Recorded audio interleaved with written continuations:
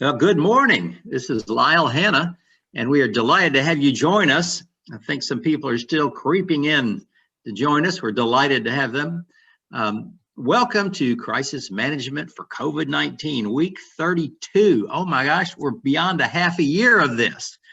Today we've got a great agenda for you. We're going to talk about some COVID employee survey results from across the nation. We're going to talk about diversity and inclusion issues again. And then, of course, we've got a great legal update from Jim. So let's go ahead and get started. We got some special guests today. Jim's back, and Brad, Patrick, and Troy Landock are going to help us out. By the way, they're on our team at HRG, and I've asked them to kind of provide some commentary and ask some questions along the way, just to keep it fun and interesting. But we also have two special guests who are going to share some things with us. Sheri Depp, I'll give them a better introduction in just a minute, but Sheri Depp's Director of Global Talent Management at Lexmark, and she's got some fun things to share with us. And Peter Burke, and if any of you watch or attend any of the Best Place to Work programs, you know he is the president and co-founder of the Best Place to Work, Best Companies Group, which runs Best Place to Work in over 70 places around the world. So he's super. And then we've got our team back. Chase Adams is going to be running slides and helping with questions, and Autumn and Allison are helping out with a variety of things. So let's flip to the next slide and keep this moving. Okay, I've kind of already hit the things that we're going to cover. So let's go to the next one. We're going to start out with Sheri Depp, and what a blast it is to have her here.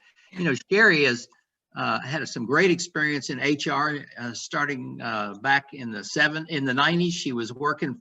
She's the director of organizational development for the Kentucky Cabinet for Health and Family Services, and so got a good start there. Before that, she did a little work with eCampus. Was their organizational development person.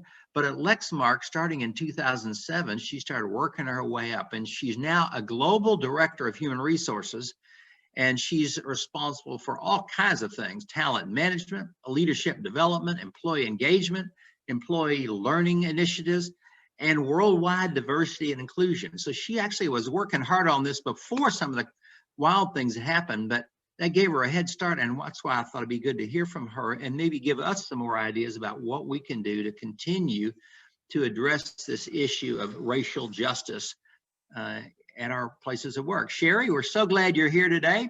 Take it away. Hey, Lyle, thank you very much. That was a wonderful introduction. Happy to be here. And so I'm going to cover off some things that we're doing around diversity, equity, and inclusion, and then I'm going to hit a little bit of our COVID experience. So as Lyle says, one of the things that Lexmark has been doing, I actually started with Lexmark in 2003, although I've been working through my positions, of course, as you said. But when I joined in 2003, it was very much to focus on diversity. So as I came into Lexmark, we were setting up a structure for how we could drive diversity and inclusion. And so we've been at this work a while. We have a diversity council that really has served us well and has helped us as we also focus on, values of mutual respect and values of trust, among others. And the way that we've set it up, really, there's a base of diversity network groups that act as, some people call them business resource groups or employee resource groups. At Lexmark, we still call them diversity network groups. We actually tried to go to business resource groups and people couldn't make the transition. So we went back to diversity network groups. But we actually have 9 diversity network groups that you see here at the bottom that are focused on our groups where we're trying to give a voice to the groups of people that are either in a representation groups where we're looking for more representation, where we don't feel like people had a voice. And they've very much been the drivers of everything from recruiting, retention, when we talk about engagement, and when we talk about how we have, focus groups and listen to what our employees are saying. They've been very key to that. we have a diversity advisory council that's based on those diversity network groups. So our global, we have a global diversity chair who is one of the executive sponsors, traditionally has been one of the executive sponsors of these groups.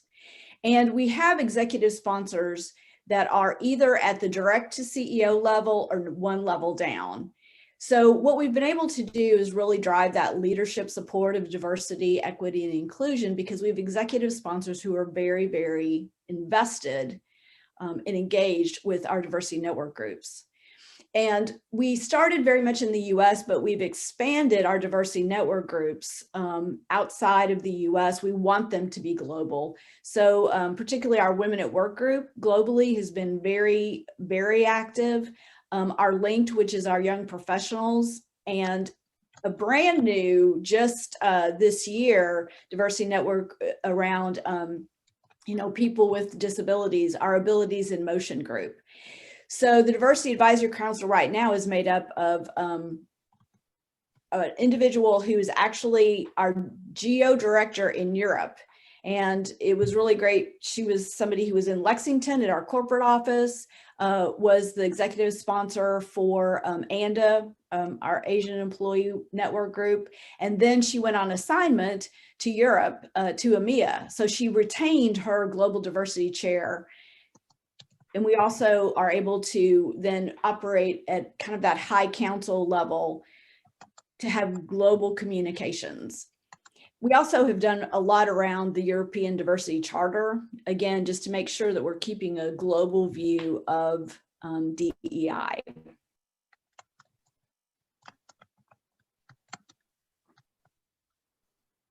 We can move to the next slide. And the reason that it's been so important for us is we've got, a long time. We've got quite a bit of history with DEI. And we've always been focused on how do we continue conversations? How do we have open and honest conversations with each other? How do we set a stage for awareness, helping others learn about different groups? The diversity network group chairs have been, we have meetings with the chairs besides the total advisory council. We meet with the advisory council 6 times a year, but every month we have the chairs of the D&Gs in the different locations come together. So what happened when, things started, really kind of coalescing around the deaths of George Floyd, Ahmaud Arbery, and Breonna Taylor, what ended up happening was there was a groundswell, as we all know.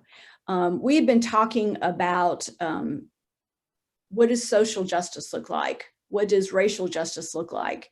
But with the swell of all that, we really, as a diversity advisory council, came together and said, how are all the ways that we can impact?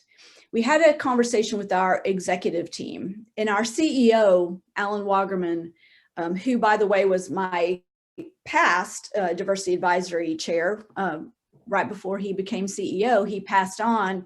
He was the diversity executive sponsor of our Enable group, which is our cool. Black employees group.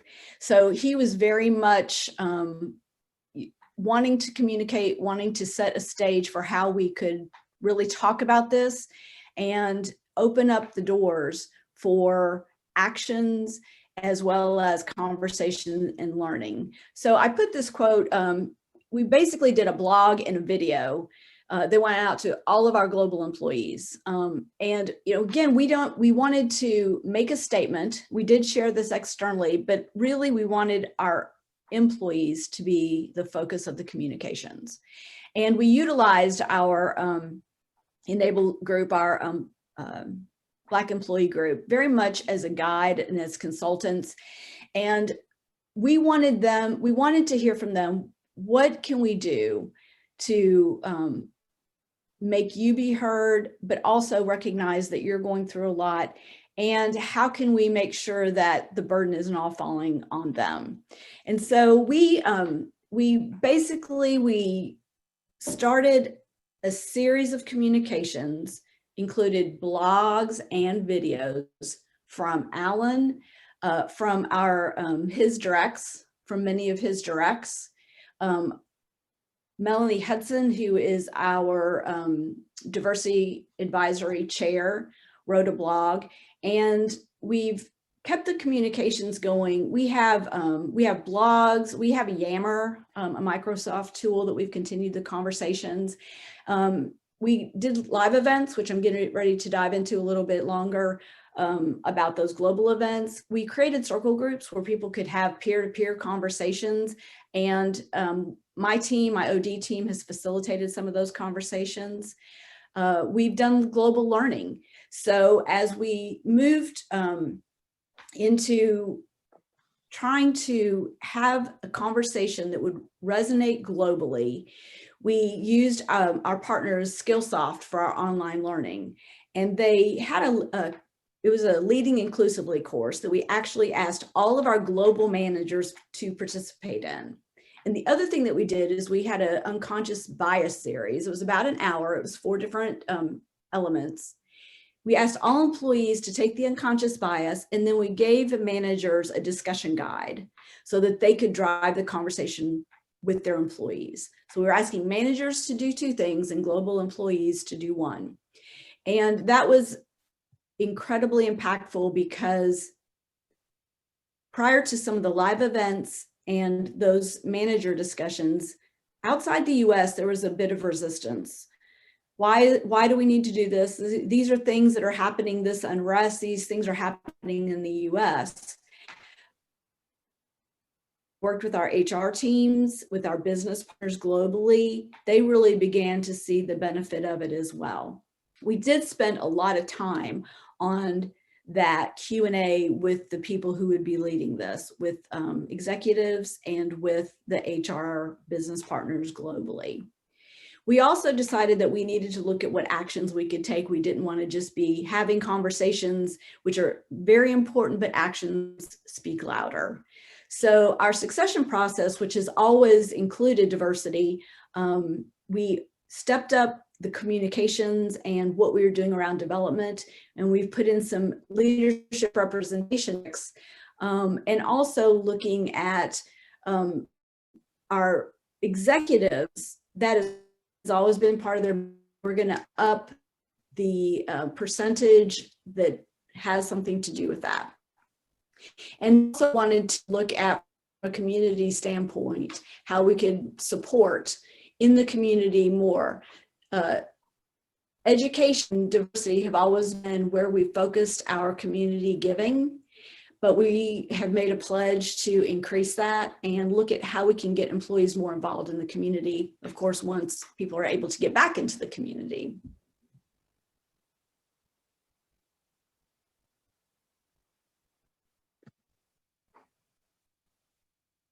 Next.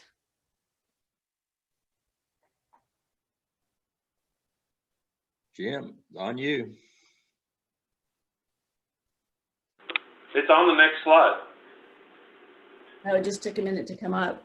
Yeah, she's glitching. Her internet is going really, really slow. Oh. Sorry about that. Let me see if there's anything I can shut down.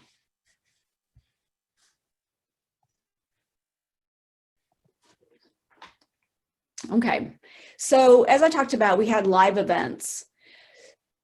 These were opportunities that we wanted to have all employees be able to come together. So we did Lex Talks, which was very much, we actually did 2 things. Can you go back 1 slide, Jim?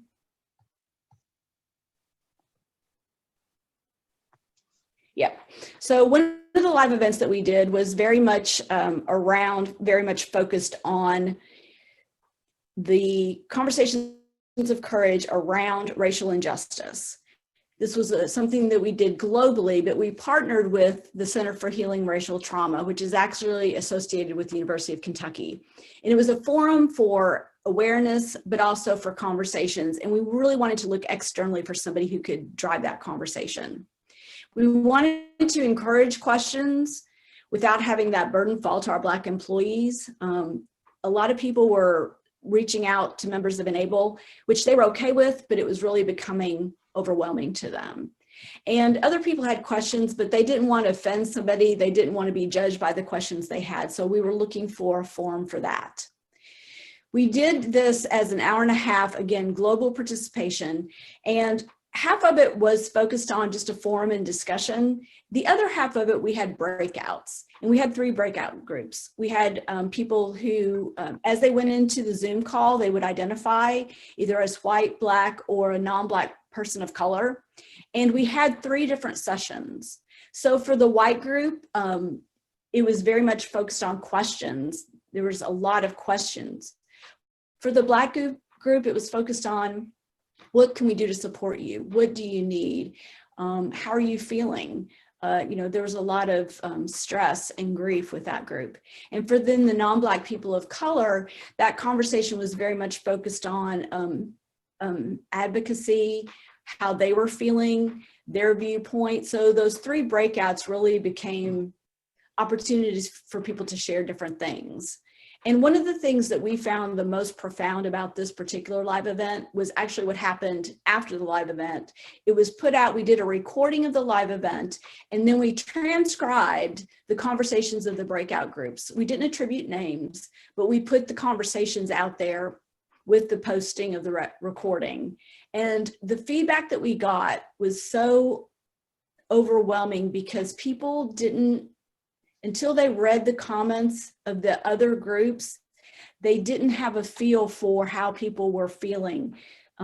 They didn't have a feeling for how the impact of things that were happening and the social media and just the fear for family, fear for friends, how people were feeling. COVID played into that. Those got so much feedback from our employees on getting a perspective that they didn't have. And again, we were careful about attribution, but it has really had a profound effect. One of the things we talk about is stories. I think Eric Ellis mentioned that. How do we continue stories that people can really relate to? Then if you can move to the next slide, please. The live event that we followed up after the Conversations of Courage was we took something that we were already doing and we really expanded it. So Lex Talks was a speaker series that we kicked off last year that was really designed to raise awareness of global issues and an opportunity for us to have a panel that would talk about issues, and then we would expand that conversation. So the first one that we did was called Transcending Borders. And we did this last year, and we basically brought in community members because we thought, and the feedback that we got from our diversity network groups was that, it's hard for them to always answer questions again, and bringing in people who were in the community and external to Lexmark would help the conversation.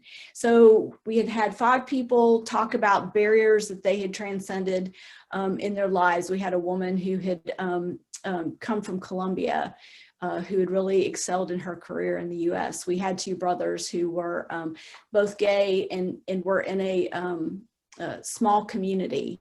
We had somebody who was a person with disabilities. So we had those conversations.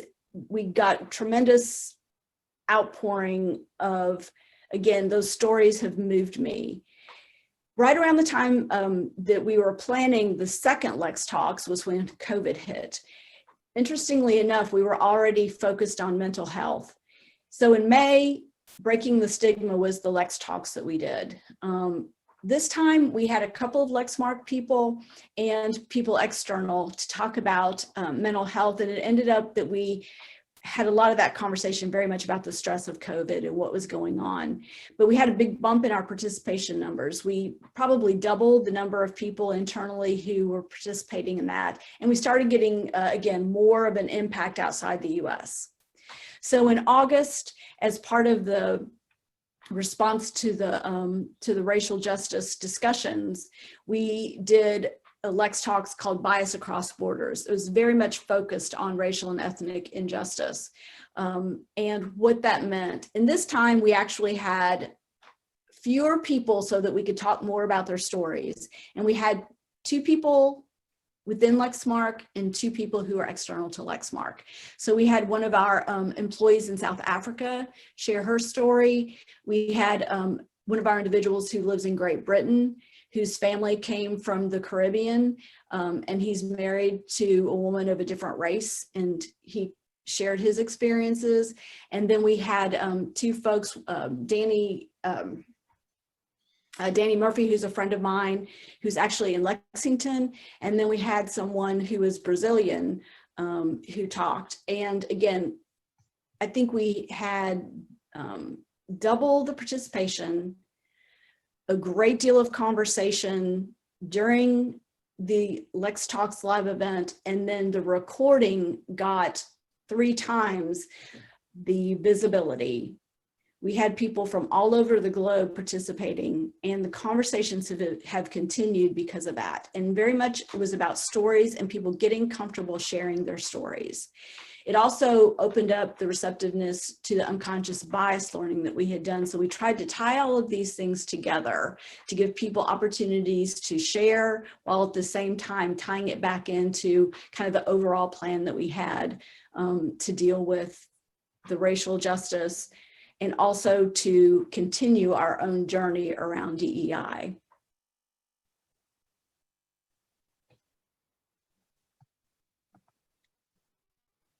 And finally, as all of this was going on, we were dealing with COVID. And so one of the things that Lyle asked me to talk about quickly was our how we're dealing with it from a crisis standpoint. Again, one of the things that served us well was the fact that we already had a crisis management team in place. We've had it for years, and every year we do training on potential situations. And unfortunately, this is one we never trained for. So the virus caught us all off guard. And for Lexmark, our business is very much focused on imaging in large organizations. And so it's been particularly interesting for us as we've tried to navigate our own situation, but also navigate what this means for us as a business. So we have a global security director that leads the crisis management team. Each of the geo HR directors, our EH&S director, and then we have one representative from each of our functions. And since March, we've been getting together, sharing information, and looking at things around, in the beginning, it was how do we get PPE for, those of our employees who are still customer facing, and then people who couldn't get it in different countries. We were trying to manage all that. Global policies on how to do business, and also providing information to our employees around illness and self-quarantining and who they should be looking to for information. So we try to keep it really simple and stick to CDC guidance and World Health Organization guidance, and then local government. There was still a great deal of coordination that had to happen and is still happening. The other thing that we did is we conducted internally a COVID-19 employee survey, and we did this in partnership with Willis Towers Watson. And the global norms were based on COVID surveys that they had done between March and September, which is when we ended up getting our results. But we had the indexes that Willis Towers Watson recommended for us, and then we added a section on work arrangements. We've had a great deal of debate on how long do we continue virtual? What are people looking for? What are they giving up by working virtually? And so we basically got information back from them on here's what I want to do as COVID-19 continues to be a threat. And here's what I think I would like to do once the world calms down, there's a vaccine. How do we run our business? How much is virtual? How much is in person? We got over 10,000 written comments. We asked people what they felt like they gained and what they had given up with the work arrangements that we had initiated, and then also the things that we want to look at from what do people need.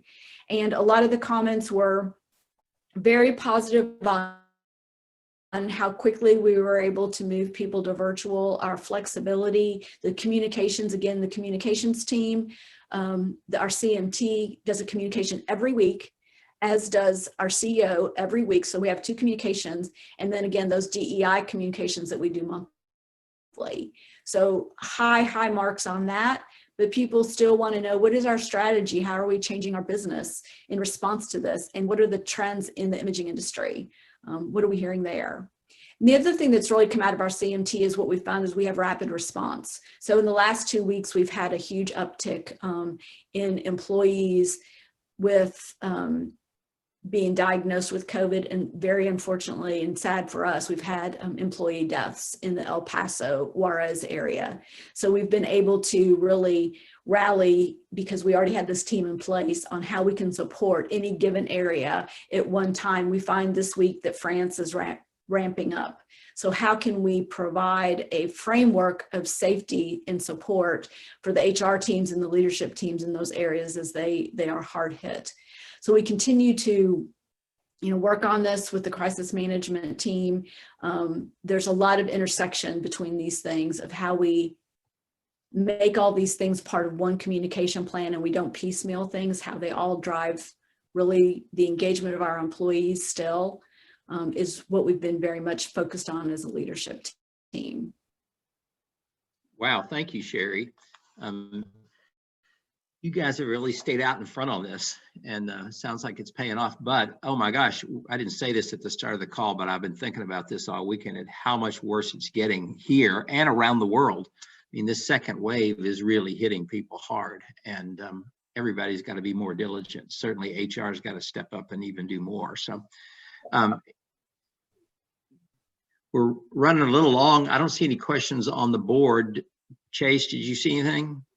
Not specifically for Sheri. So Sheri, we want to thank you so much for doing this. Any final comments? It's, I think not losing the view that we have around employees and how we keep them engaged, because people are, with the second wave, I think people are really scared. And then there's other things going on in the world, that make people have a lot of stress and a lot of anxiety. And so I think for us, we're trying to focus on being supportive of the total employee, and being able to listen and hear what they have to say is incredibly important. Well, thank you very much. We really appreciate you taking time to be with us. Stay with us for the rest of the time, if you will. It'd be nice to have you around. We're going to move to Peter Burke now, president and co-founder of Best Companies Group. I'm going to keep this short because we've got a lot of ground to cover. Peter is a terrific guy, and if you've seen Best Place to Work, you know the man can dance. He's been doing this for 15 years. He's grown it to 28 states across the nation, lots of regional programs, and a lot of specialized professional programs. He also has them in about 5 countries outside the United States. Peter Burke, we're delighted you're here. I know you've done some work on you've even added questions this year. It won't count against people, but it's going to collect more information on COVID-19, how they responded. Take it away, Peter.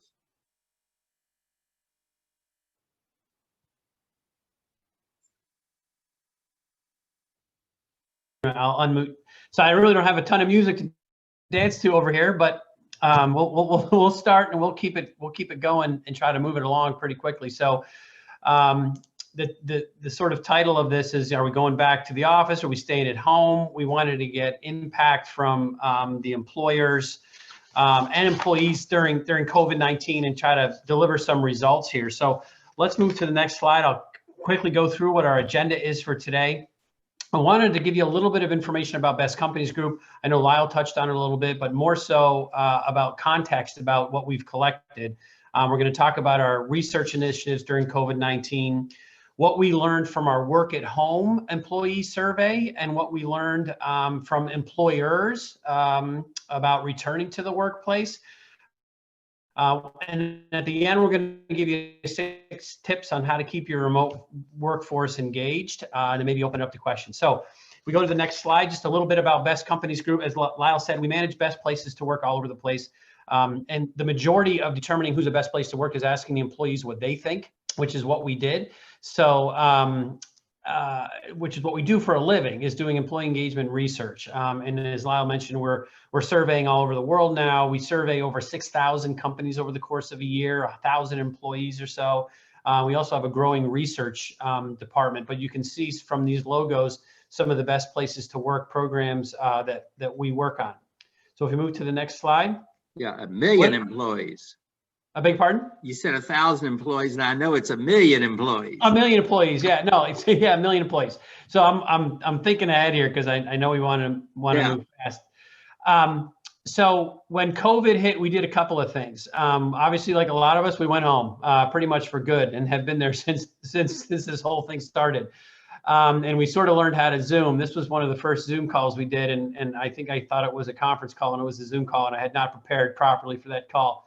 But in April, we launched what we called our Work at Home Pulse Survey. Sheri talked a little bit about doing a survey that was similar. I think a lot of organizations were trying to gather information from their newly remote workforce. So we created a set of questions that people can just sort of take the survey, separate from any sort of best places to work program.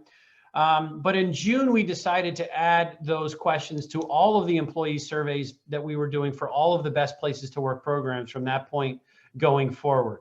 And then in August of this year, we created a return to work employer survey that we sent out. And you can see from the numbers here, we had over 180,000 employees give us their perception about working from home.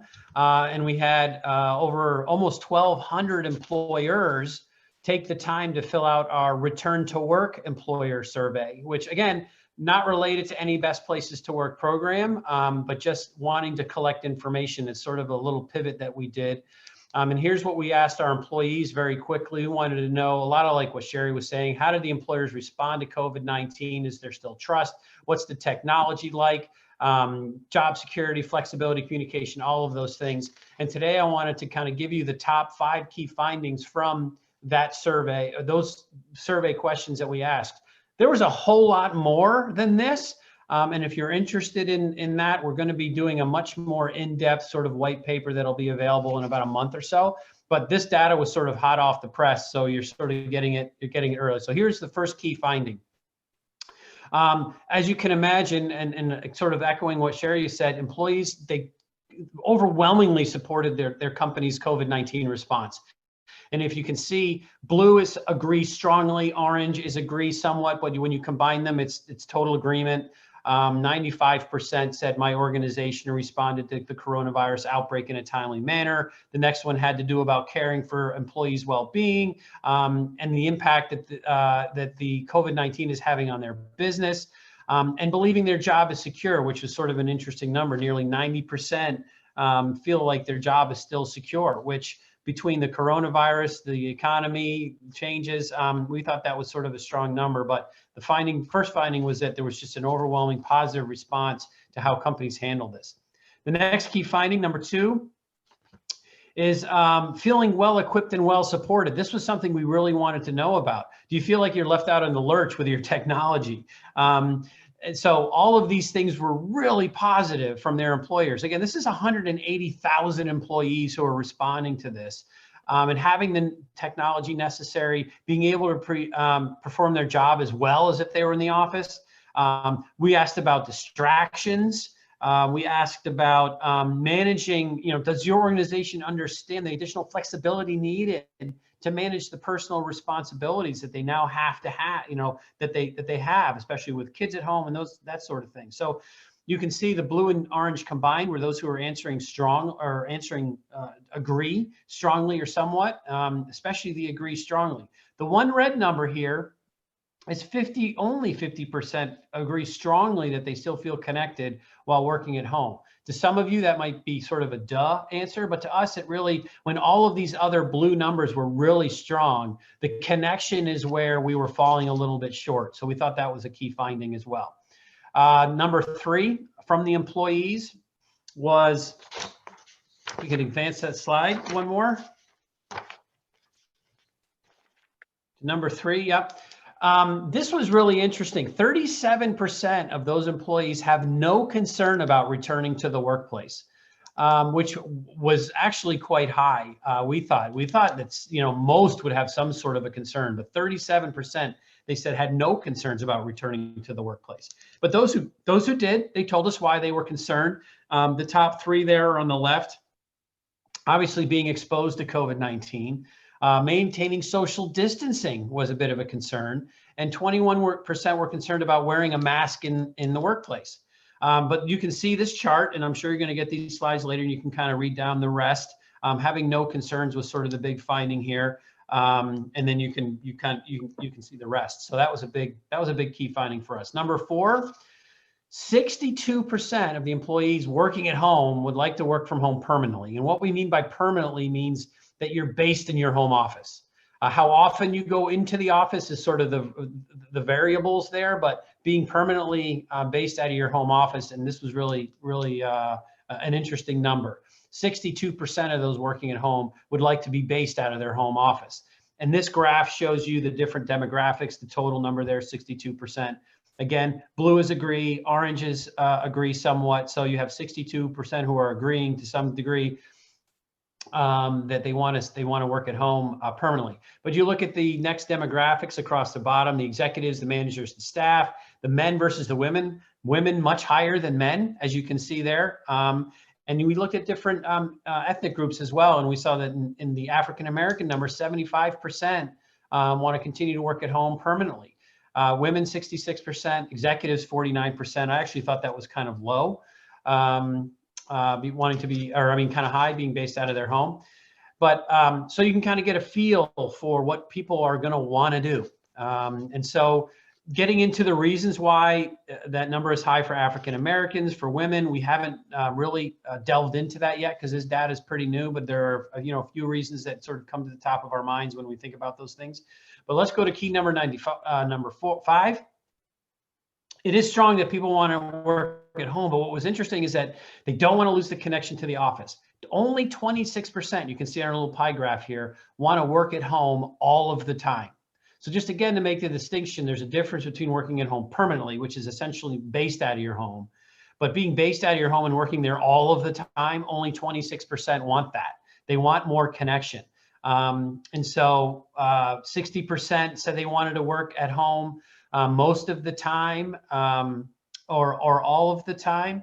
And then, you throw in the rest, some of the time is 37%. So looking at this number, this pie chart gives you a pretty good indication that more and more people want to be based out of their home, but hang on a minute, I'm not sure what happened here.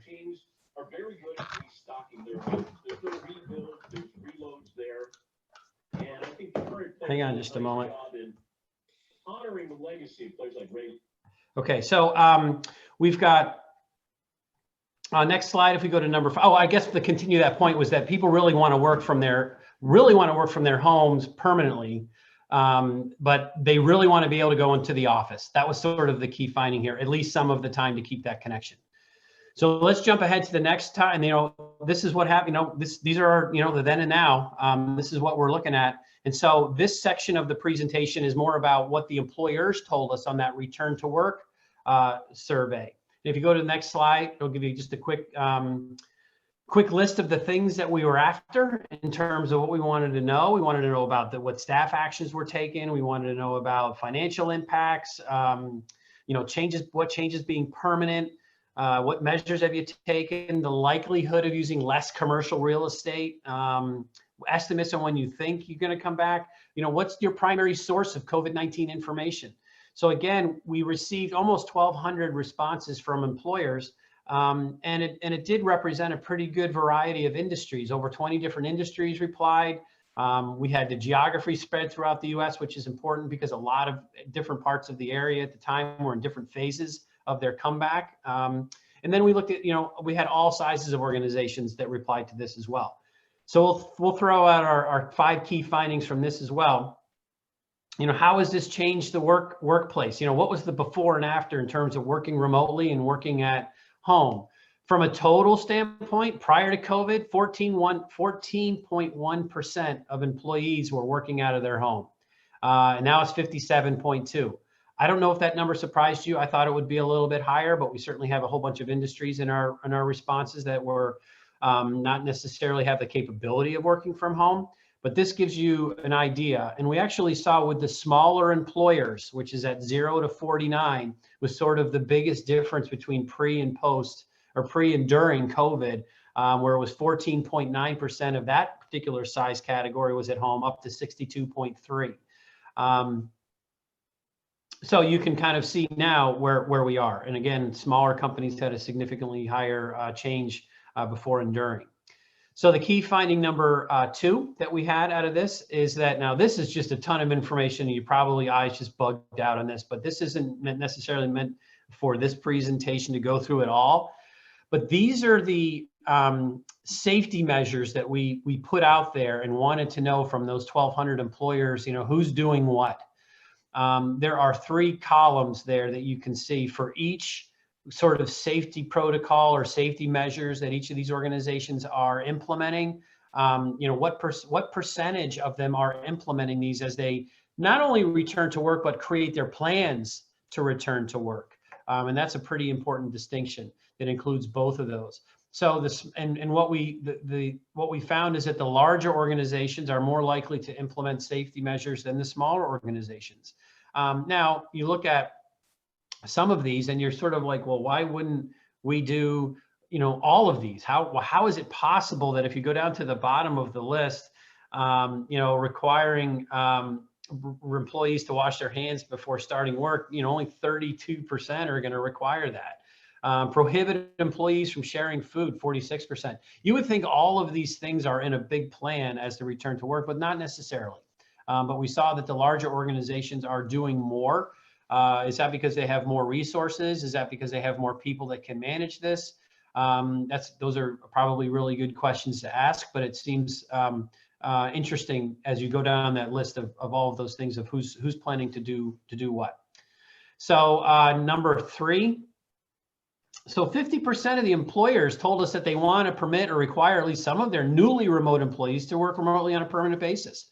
So that's a pretty high number. And I think what that's telling us is that, hey, we sent everybody home. We weren't really sure how it was going to work out, but actually close to 60% of them say, actually doing okay. And we may require this or permit it, depending on the situation, at least some of their employees to continue to do that. 38%, when you start to get into the likely and very likely, but this is a very likely, 38% are very likely to permit or require permanent remote employment. And you can sort of see in the small writing there, the question that we had: what is the likelihood that your organization will continue to do this for newly remote employees? And you can see the graph there. Only 16% say they are not likely to continue that. So that'll be kind of interesting to see what happens afterwards, but that's sort of the intent at this point. So number 4, if we can change to the next slide. One of the really interesting things was to see, and it sort of goes hand in hand with the previous slide about, okay, a larger remote workforce. What does that mean for commercial real estate? 26% of the companies that answered that survey expect to utilize less commercial workspace after the COVID-19 pandemic has entered, and another 32% are undecided. So 32% are sort of considering undecided, 26% are definitely going to be using less. That's a pretty big snippet.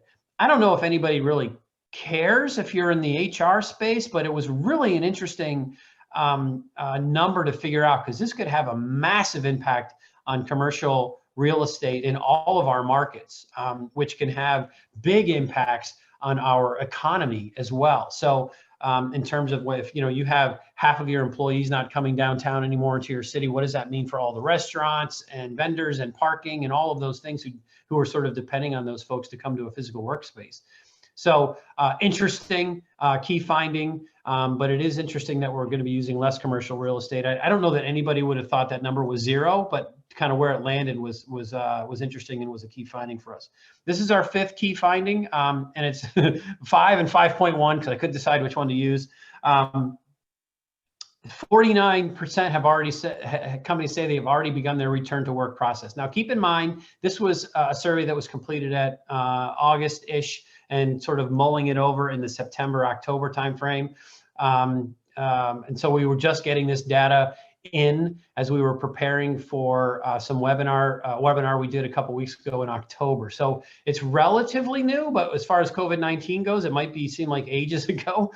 But at the time, nearly 50% had already begun working, returning their work to process, return to work process. Companies out west were significantly less likely to have begun, and I think that a lot of that has to do with where they were in that curve that is COVID-19. Most expect to start January 2021, although in the recent week or 2 weeks, as we see an increase, that number might get pushed a little bit, but those, most were saying 2021 anyway. So it'll be interesting to know how that goes. And then we get to the top 2 sources of information regarding COVID-19, and it was sort of a select all that applies. What were your primary sources? 39% said local government. 32% Department of Health and Human Services, 31 also listened to World Health Organization. This was in the bottom 2, I think was probably more of the key finding. Only 10% rely on the office of the president, which might not be a surprise to anybody, but I thought that number was actually kind of low because the office of the president isn't just the president. It sort of encompasses, I think, a lot of information coming out of that branch of government. And only 9% depended on national TV news, which I thought was probably the biggest sort of surprise to me. But 40%, essentially 39, local government. And I think that's where people are looking to get their information. All right, let's jump into keeping your workforce engaged during the pandemic. Sounds like folks like Sheri have a handle on this and they're doing a lot of these things, but I think some basic blocking and tackling can sometimes get overlooked. And so I wanted to run through a few things. I'll give you 6 tips, but I want to say there are 3 things that we should all remember. People hate change. So this is already a challenge. Maybe we're far enough into it that people have sort of absorbed that change, but maybe some have not. And we're all social beings. Isolation will have a significant impact, even if you're the most introverted or extroverted, doesn't really matter. It's going to have an impact. You'll lose focus and productivity, and depression sets in, and some of those things there. And it can be a really, really difficult thing for all of us who are, by our nature, social beings. We just have to remember that. Out of sight, out of mind with reduced accountability can creep in there as well. The new distractions and stressors are real, for sure. I think we've all heard about the original big 3, which was in place with our workforces that were home. The bed, the TV, and the kitchen, can all be big distractions. Kids at home is a huge distraction. The health of our family is a huge distraction. Financial issues for our spouses or significant others who are out of work, or we take wage reductions, and has an impact on our financials, which can be stressing. And believe it or not, trying to find a quiet space. I was on a Zoom call the other day. Guy was in his garage. He's like, I got like 3 kids who just started school, and I'm out here in my garage. I'm freezing because there was a guy in the Northeast. He goes, but this is the only quiet spot in the house. And so we all sort of struggle with that from time to time, some more so than others. But we need to remember those 3 things. Change is hard. We're social. Distractions are real. So let's get to our 6 tips, and then we'll wrap this up. The technology and equipment, can't tell you how important that is to be able to have the right stuff, the computer, to be able to log in, the software. We need to be checking in on this really often with our teams and our staffs to make sure people aren't struggling there. The frequency and quality of communication, let's back that up. We're already there. Okay, so, the Slack and Teams and Twist, there's keeping the information flow is so important, especially about the company's performance, the future, and the status of the workplace. When are we returning? Are we not returning? Those are really, really important things that we need to keep that flow going, as hard as that may be. And encouraging phone calls versus email. I really feel that that's important. Picking up the phone and calling someone. Can't tell you the number of times that if I've done that with my team and they hang up right before hey, thanks for the call. I appreciate the call. I don't think I've ever gotten an email that says, hey, I appreciate the email. You just don't seem to see that. So use the phone. The team chat channel for team connections, like I said, that was the one thing we found in one of our key findings is that connection seems low still. So doing that, employing some of these software packages could be good. So let's go to 3 and 4 on the next slide. Trust is huge. Doesn't matter what time of year, COVID, no COVID, trust is important, but now more so than ever. Trusting that it's almost the trust, not so much upwards into management, although that's hugely important, but even downward now, trusting that your employees are going to get their jobs done regardless of the hour. Being at your desk isn't a measure of production anymore. Are you getting your job done? Are you delivering? Are you getting stuff undone? And if you're not, are you communicating why you're not? Trusting that that's going to happen. Asking for feedback on a more regular basis because you're not walking around and seeing these folks. Allow and trust your managers to get creative with their teams. The out of sight, out of mind mentality is huge right now. And yet we all have to guard against that to keep the trust going. And the why message. We've all heard about the why message. Why are we doing what we're doing? We need to keep reinforcing that. And that always builds trust. And not making promises you can't keep.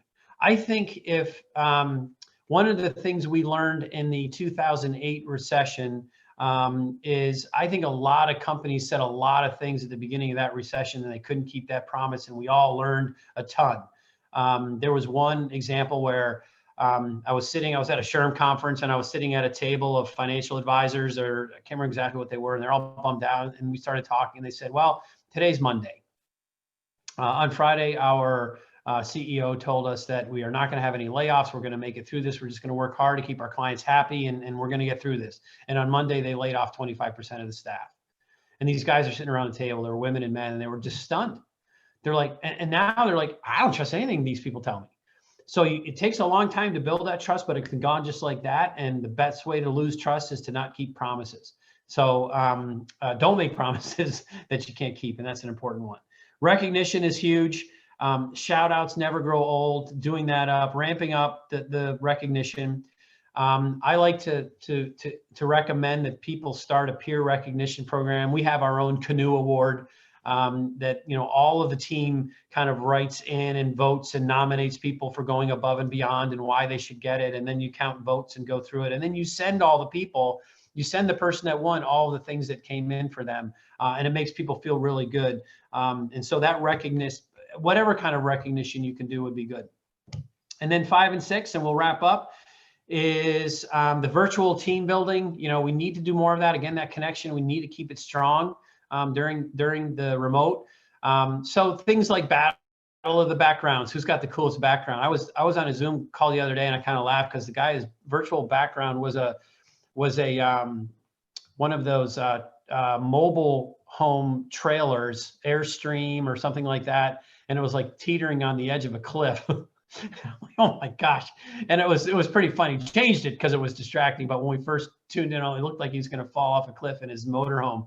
But some fun stuff that you can do: battle of the backgrounds, doing house tours if you want to show your space. The 2 truths and a lie never gets old. When you go around, hey, tell me 2 truths and a lie, and we all have to figure out which one's the lie.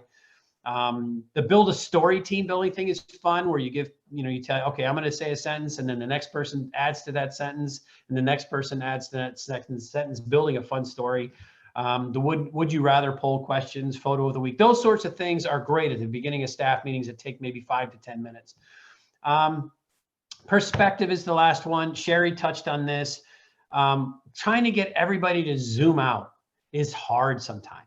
Zoom out. Where are we? What are we doing? And we know that things are going to change, and we have to be ready to pivot. We have to be ready to do things a little bit differently. We can't bury our heads in the sand. We got to be ready. We have to be ready. And so keeping that perspective bubbling to the top and in top of mind awareness, so that people really realize there's a bigger picture going on right here, instead of getting too bogged down, is going to be super important, especially for those remote teams.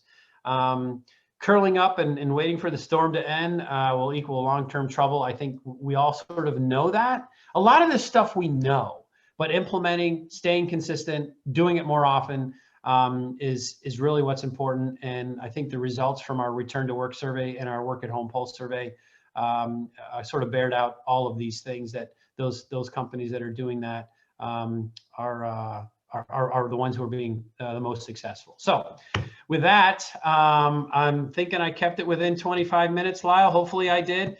And so if there's any questions, I saw a bunch of stuff popping up, but I couldn't really see who was asking what. So were there any Good work, Peter. Chase, do you have any questions for him? There's one question about one of your key findings, Peter. I don't know, it might be because you completed it in the summer, but of the companies that did have people go back to work, maybe earlier during the pandemic, have you seen people allowing them to go back to work from home remotely as COVID cases have surged? Data around that? Yeah, no, we don't have data around that, because it was one survey we did August, September, and then the surge happened. So there wasn't really a tail end of, now that the surge is happening, what, are you sending people back? So we don't have data on that. My sort of anecdotal, and being in research, anecdotal can be super dangerous. The return to home after you've returned to work, I think, is a lot slower than it was when this first happened, because if you remember that slide that had all of those things that were social distancing and sanitizing, all of those things are in place in a lot of these organizations. So they're my gut tells me, and just some of the preliminary or anecdotal conversations have been, well, we did come back to work, but we never came back to work fully. And if we've always given the people the option to go back if they're uncomfortable. And so you see some drips and drabs of people spending less time in the office in those scenarios. But to answer the question, no, there isn't a set of data that gives us that answer. Thanks. All right, Peter, thank you so much. We appreciate it. All of Peter's slides, and of course this recording will be online. We got to get to James Morris. Jim, I know you got a lot to cover. Oh my gosh, now you got to put on the afterburners.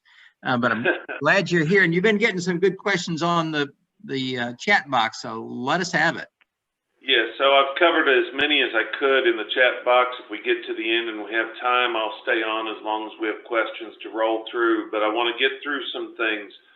Got a lot of frequently asked questions coming my way from my various clients that I wanted to cover with you all. I know we've touched on these in the past, but we're starting to see some statistics. I'm going to jump forward to a pie chart for you, then I'm going to back up. This is a pie chart of the various cases involving COVID that are currently hitting clients across the country, not just my clients, but there's a survey that I was able to get in touch with regard to the different types of litigation, and it's frightening to see the COVID-19 impact and what we're seeing with regard to the litigation across the board. So the biggest of these, is like the 20% on leave. Well, that's FFCRA, that's EMFLEA, that's all of the different types of sick leave and doctor's notes, and those things are going to boomerang where people are going to get hit with it. The second one is on here, retaliation, whistleblower, wrongful discharge. The third one on here is, that was the third one. The second one is discrimination. The fourth most on here is higher education. So I'm going to talk about some of these, but I just want to show you the pie chart. I put it in here at the end, but just in case I didn't have time to roll through everything, just wanted to show you that, because what it shows you is the true diversity across the board of the lawsuits that employers are now going to face. And this is what I'm dealing with all the policies and procedures. And you'll recall, I guess it's been 3 months ago, Brad and I had some discussion about the difference between the legal and the HR side. And I made a comment that the problem that you have on the HR side is these lawsuits are going to come, so you've got to start focusing on the legal. And this is what we're starting to see. So let me go back into this, and we're going to roll through this very quickly so we can address whatever questions you have. But this is the analysis. So the question that I've had a lot of are, what kind of claims are we facing? Now, if you go back through the webinars that I've done in the past, we've had some listing of this, but it's starting to flesh out. So I wanted to give you some of the examples that we're seeing in the early stages of the lawsuits that we're dealing with, the lawsuits that we're seeing our clients deal with, and those that I'm hearing from across the country. So the whistleblower, retaliation, wrongful discharge, unsafe working conditions, these are all, everything here is related to COVID. So the biggest we're seeing in that area are unsafe work conditions, reporting misappropriations of PPP, CARES Act, FMLA, FMLEA, FFCRA, all the different things that we've talked about.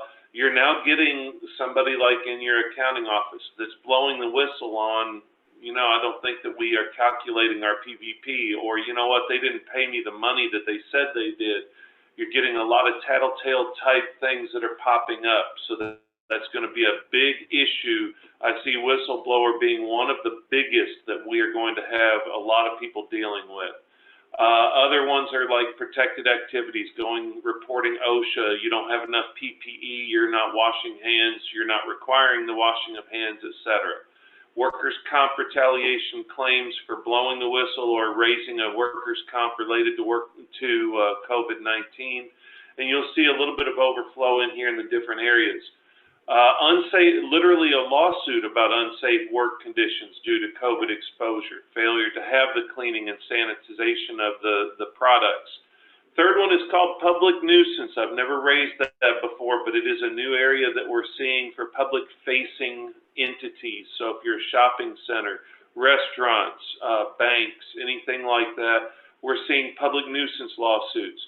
That's the failure to provide your customers with appropriate PPE, inadequate hand washing stations, failure to enforce social distancing, failure to sanitize. You're getting lawsuits along those lines, or the failure to follow the CDC OSHA guidelines for the reopening, or, and this is an interesting one, especially in the New York area and some of the others, opening when you're not essential. So there's a lot of lawsuits that are going on those sides of things. Another one is failure to comply with orders of local, state, or federal government with regard to essential, non-essential businesses. Jim, this is I'm not even going to count which issues. Disability is a big one. Forced leaves of absence, failure to accommodate a disability. We've talked about that, the remote working and the fact that you need to make sure that you are allowing for accommodations for remote working. There's a lot of lawsuits now coming out that people didn't provide the appropriate workspace, the appropriate computers, the monitors, whatever it is that was required for a disability. Those are starting to come out of the woodwork. Title VII discrimination. People are suing for age, gender, or pregnancy, national origin, other protected classifications. Those are triggering back up again. I'd said that there would be a lull because people just didn't have the money to sue. Attorneys didn't have the competency, no offense to other attorneys on here, they didn't have the competency to deal with this if it was across the internet. They didn't know how to handle the EEOC 180-day, the right to sue. Well, the EEOC, and you're going to see this in a couple of slides, on August the 3rd, if I'm not mistaken, announced the fact that they were issuing their right to sue letters and all the rest of their process. So now we're in that 180-day window and 90-day window where people are starting to be able to file their lawsuits. So you're going to see a lot of those jumping out. And we've already had quite a few here that we've had to start dealing with. Title III. Disability access. You're now seeing public accommodation disability issues with regard to COVID. Those are starting. So restaurants, because and you all see it, if you've been out at all, they're now starting to use the sidewalks and they're starting to put up temporary tents. Well, the problem with that is sometimes you've blocked the handicap access or you've tented the area where the handicap access was. Now your handicap access is too far from your front door. So you end up with issues where you've got problems with not following through with your Title III requirements for public-facing disability access. FMLA, FFCRA, I'm not going to waste much time on it, but you're seeing litigation regarding the failure to follow the appropriate leave and so on, and that's one that I've been cautioning you all about since April. Wage and hour is a huge one, and there's a lot of different areas in here that we've talked about before, but I just want you focused on what we're dealing with.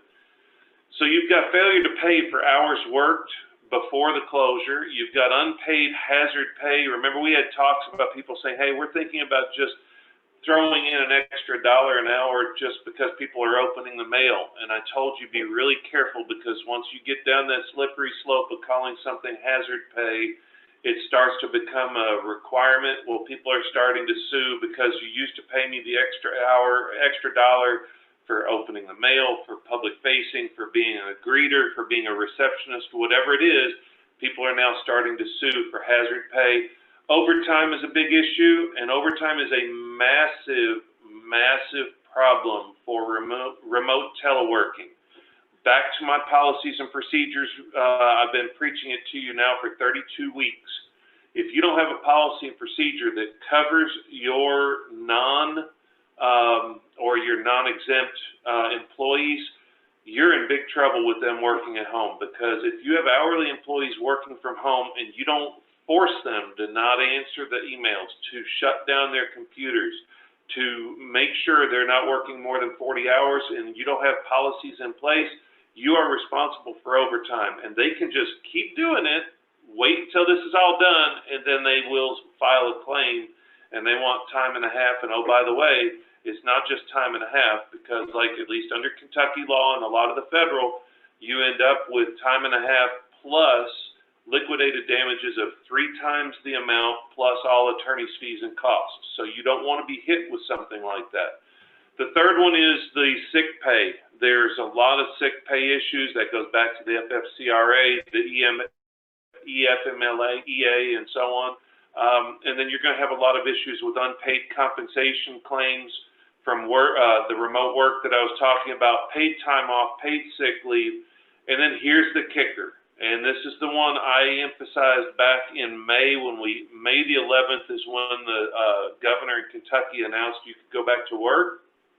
And I pointed out the donning and doffing. If you go back and listen, I talked about that. That's typically like people who work in factories that have to put on the paint gear, or they work with chickens, so they have to put on all of their protective gear from all of the air and things like that. Well, donning and doffing has taken a whole new phase under COVID, and this goes back, again, you can listen to the longer presentation, but if you're requiring temperature screenings, health screenings, questions and answers, mandated tests, and you do any of that at home, you have to pay for it. You do any of that at work and people are standing in line while they're waiting for their turn to be temperature checked. If they are answering the questions, you have to pay them, because it is a work-related inquiry. It is a work-related temperature screen. It is a work-related health screening. They're answering your questions so that they can come to work. It's mandatory that you pay that. We're seeing a massive increase in the donning and doffing issue, because it's not really donning and doffing. For those that don't know what that means, that is literally putting on and taking off. Donning of clothes, doffing of clothes, security work, or I'm sorry, the safety masks, helmets, whatever it is that you're requiring them to do, you have to pay it for it. Now we're talking about that in terms of the health screenings before they're allowed to go to work, because that is an essential step before you can allow them to go in. All right, the Warren RIF, I'm not going to waste any more time. We talked about that a long time ago, several different times. Basically, if you're doing a reduction in force, or you're doing the Warren closure or reduction in a facility, does not matter whether it's COVID related, you are mandated under federal law and a lot of the mini Warren Act state laws to go through and notify your employees. You have to have the appropriate documentation on that. OSHA, we've talked about that repeatedly. You're seeing a lot of citations for violations. Those citations are going up, and we'll talk about that here on the next slide a little bit more in depth. With regard to the COBRA, people are not issuing notices. So if you terminated your employees back in March and you didn't send a notice, even if you were saying, hey, we're going to hire you guys back, if you didn't do that, and you didn't send the COBRA notices, you're in violation of COBRA. It doesn't matter whether you called them temporary layoffs. They are required to be put into that hopper of COBRA. The National Labor Relations Act, we're seeing some working conditions, reduction in force, reinstatements, refusal to work, strikes, and so on. Those are starting in. We've talked a little bit about that as well. Data privacy is massive. From March, back when the very first one of these I did, we talked about work from home data privacy issues, HIPAA, confidential documents, these little things right here. That's my Alexa. If you have Alexa plugged in and you allow it to be on during a meeting, if you have a certain device that has a little assistant on it, and you forget to turn off Siri or anything else, it will violate the privacy and the confidentiality of your work product. And we have cautioned people about that, because those are listening devices, especially like in law firms and doctors' offices and so on. any of that that's being done remotely, you have to make sure your employees have been told to turn that off. Biometric privacy, a huge issue in some of the states because there's a tremendous amount of biometric protection. One of them that I have a lot of dealings in is Illinois, but it's going across the country, but there's a lot of states that protect biometric information, and COVID is forcing us to divulge some of that. So those lawsuits are starting up again. Then the other claims that we're seeing are the premises liability. There are some protections being thrown in there for COVID, but that's still out there.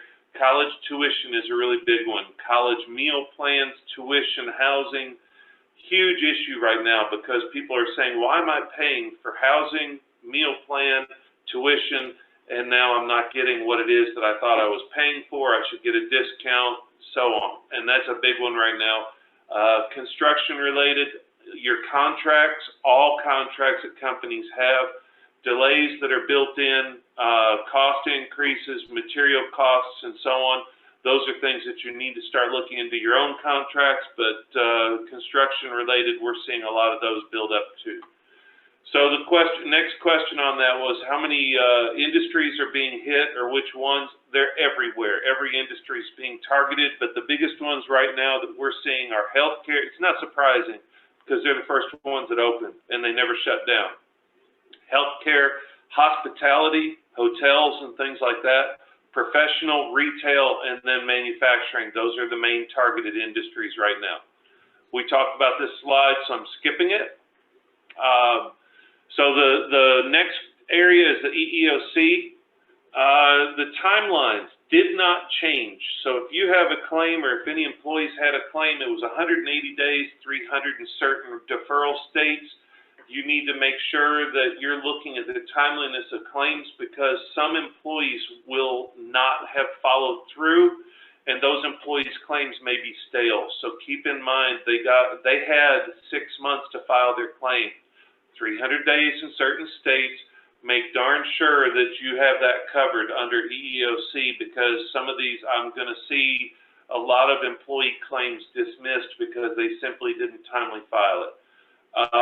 The right to sue letters, they had been locked down. Nobody was doing that for health reasons. They also didn't want mail. They didn't want people coming into their office. So they just basically put a shutdown on it. That lifted on August the 3rd. In the last, from August to now, 3 months, we have seen a tremendous increase in right to sue letters. We have not seen an increase in investigations. They basically are dumping the cases. So be expecting your right to sue letters issued to the employees, and then the employees are on their own, and they've got 90 days to file their lawsuit.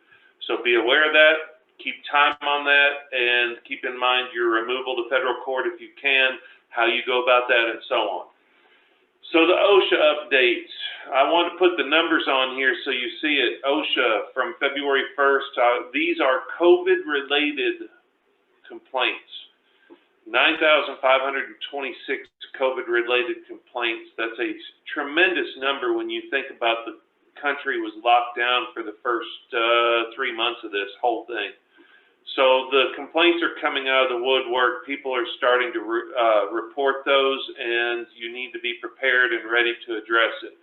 The largest area of investigations right now for OSHA, not surprising again, hospitals, nursing homes, post offices, going after the federal government. After that, retailers, this is the public facing that you're seeing. Retailers, grocers, restaurants, and other public facings are second, followed by construction, warehouse, and so on. The spike in the types of investigations and inspections that are going on, fatalities and catastrophic. Now the catastrophic, they're calling COVID catastrophic, so those investigations are getting lumped in with the fatalities. I think the vast majority are people reporting the failure to have PPE, wash stations, all of the social distancing requirements and so on that we just heard best companies talk about with the areas don't come in my area and so on. So those are the types of complaints that they're getting.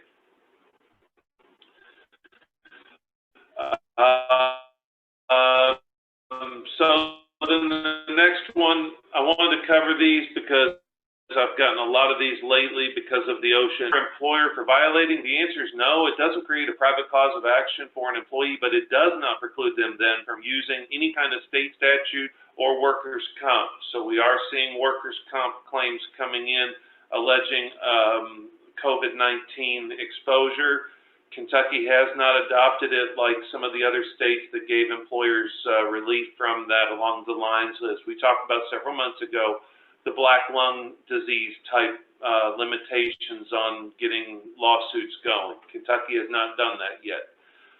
Can an employee bring a complaint? The answer is yes. There are two different types of complaints that can be brought under OSHA.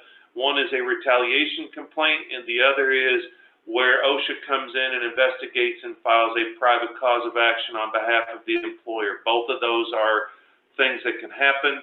Last question and answer that I had on there was with regard to the general duty clause. It's a big issue right now with OSHA.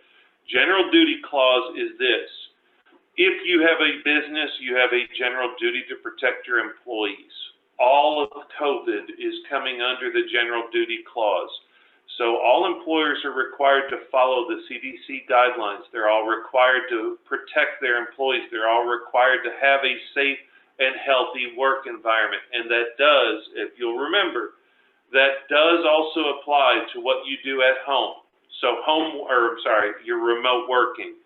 So you have a duty to control your employees' workspace at home. If you go back to my presentation to you in April, I told you you needed to photograph the employee's workstation. You needed to see the employee's desk and chair.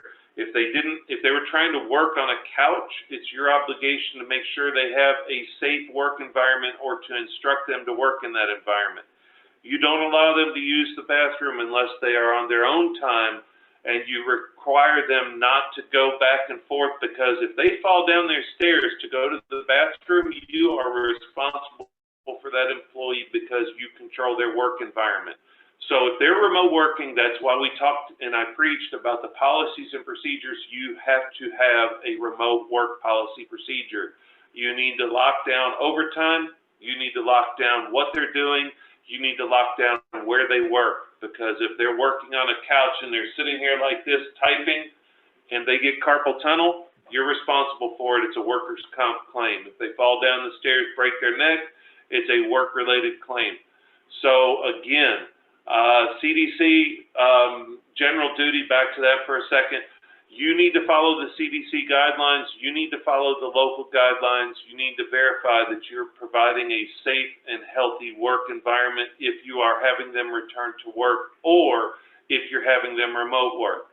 One of the questions that was in there that I don't know that I have been able to cover was in the question and answer in the chat, was the issue with the difference between CDC and all of the local and all of the state. It's a nightmare right now giving guidance to companies about which one to follow, because they are all over the map. The CDC issues guidance, and the next day they change it, and the next day they change it back, and the third day they adopt something else. And then our state government is doing a whole lot of things, you're about to see that here in a minute, that really frustrates me.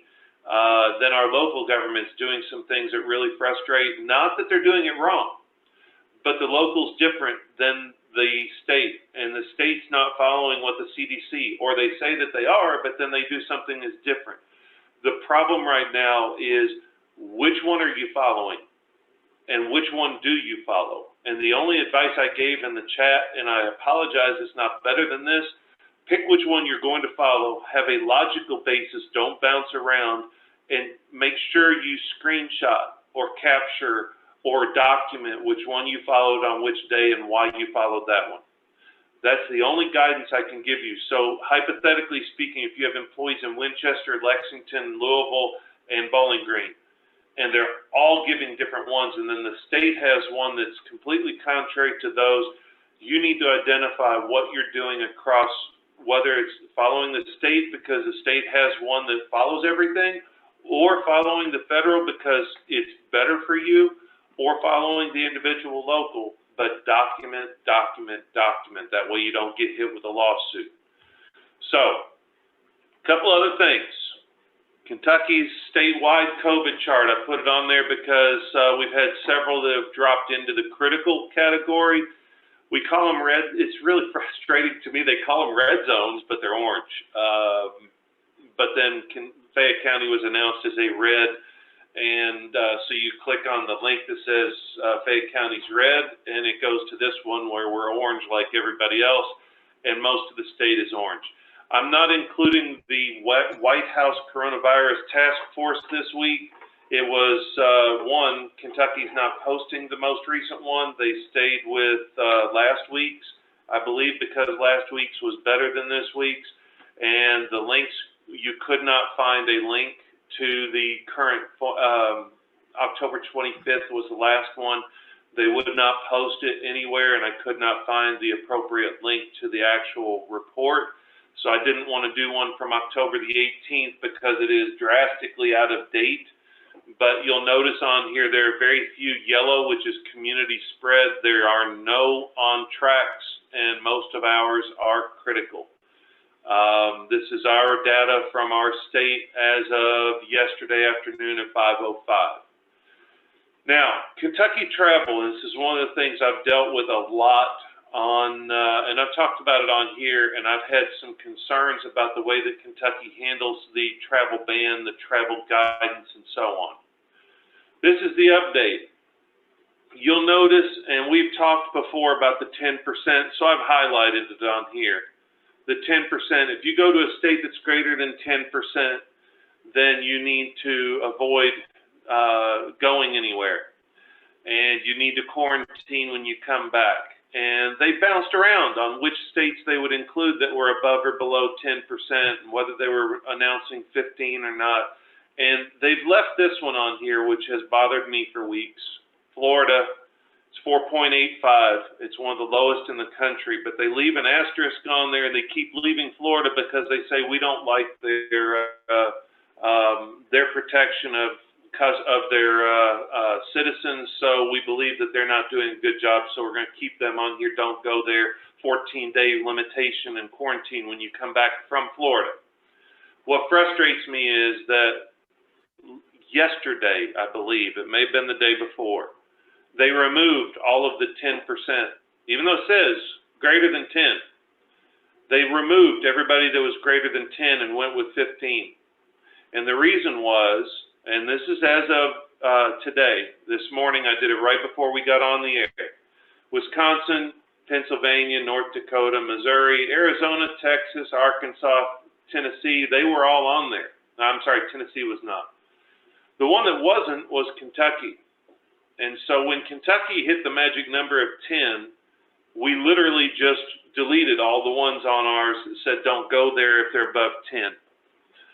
I find that to be a concern because this KY COVID-19 was supposed to be just information, not political, and it was supposed to be consistent. And so we show on here 10% right there, the highlighted part, and yet we deleted it. And we tell people don't go anywhere above 10, and here are the ones, and they stop at 15, and then turns out the reason why is Kentucky is in there.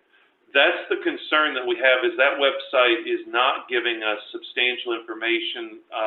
It's not being updated. I have no information for you on anything that for companies beyond May the 11th still, other than like we talked about with the bars being increased to 50 and then back down to 10 and 20, back up to 50. We don't have any other guidance. And that's the concern that we have, is this is all about information sharing. It's not a political thing, but when you start manipulating the data that's going out to our companies and to our people saying don't travel here, and you then all of a sudden delete it because Kentucky's in that category, that raises a big concern, because that's not telling people the truth on where we are as a state and where everyone else is and what policies they're following. Question, I want to cover a couple. Oh, we're done with the slide, sorry. So the daily 20-second health screening is a de minimis. It would not be compensable. I will tell you, I have had fights. One of them was in Indiana with the Department of Labor over a 30-second clock-in, clock-out procedure that they tried to make that not de minimis, that they tried to fight us on that, and they tried to add up the number of employees times 30 seconds per while they stood in line waiting for their opportunity, and they tried to go after us on it. We were successful in getting a 30-second to be considered a de minimis. For those that don't know what that means, it means it's so small that there is no compensable time. However, doing the temperature screening on the forehead is not what I'm concerned about. It's the people standing in line, social distancing, waiting for their opportunity to do that. And if you're requiring the filling out of a screening each and every day, that's the difference. Now, if you're doing it very quickly, i.e., hey, we've done this for the last 3 months straight, and we've asked you these same questions. Do you have any symptoms? Have you been around anyone, or have you had any fever, illness, cough, so on and so forth? And they answer no very quickly while you're doing the temperature test. I think you're probably okay. But if you're going through what a lot of people had been doing, and then the other big issue, you may not have it in Kentucky or may not have it outside of Lexington, Covington, or Louisville.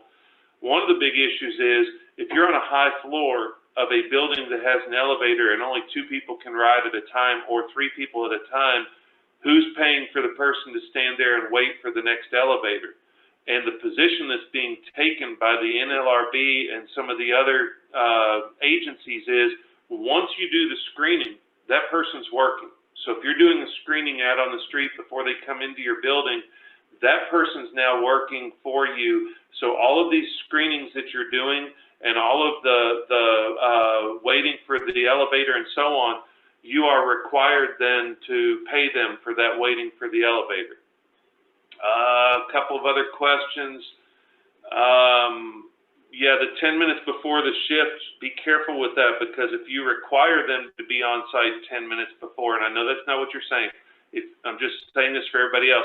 If you require somebody to be there and you clock them in one area and they have to walk to where they start, like on a factory floor, we have had that fight, and you do actually have to pay for those people to go from the area in which they clock to the area in which they start, because it's your decision to have them clock in one area and walk to the other. If you can answer and have them screen in, as long as you're doing that, 2 minutes or less, you're getting close to the end of de minimis, but that's something where you're going to need legal guidance. This is a private, so I'm not going to say who or what, but if you have a Healthy at Work officer, the Healthy at Work officer has to comply with the May 11th, 2020 order from our governor. That has not changed. So any suggestion that you no longer have to do the temperature and health screening tests, that you don't have to do these every single day, that you don't have to require it, that's a problem, because our governor has not lifted any of that, has not changed that. So just be careful with that. Next question, there was one about use extra precaution.